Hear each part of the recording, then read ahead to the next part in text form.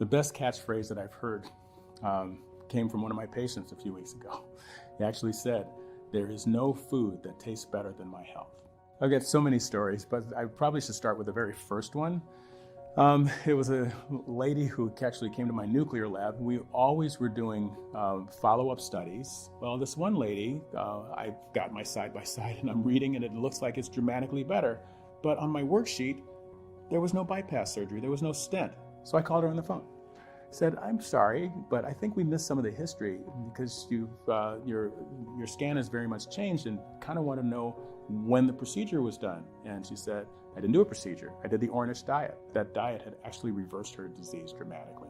So that made a believer out of me and made me, look into Dean Ornish's diet more, realize that he had published this with nuclear multiple times.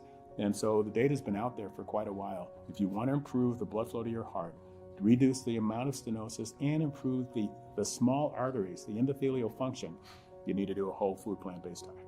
We actually did a study at the American College of Cardiology where we took our cardiologist members who were willing to answer a survey and we asked the critical questions. How much nutrition did you actually get in your training? And the answer was very little.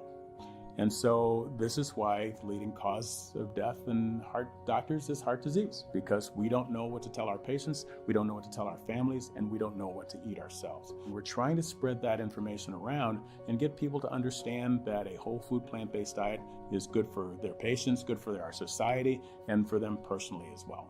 And so there's less stroke, less heart attack. Every risk factor for cardiovascular disease will actually improve dramatically. We could actually wipe out so many chronic diseases, not just heart disease. Anything that involves an antibody or inflammation is probably going to be affected in many people, maybe not everyone, but affected in many people by improving their nutrition.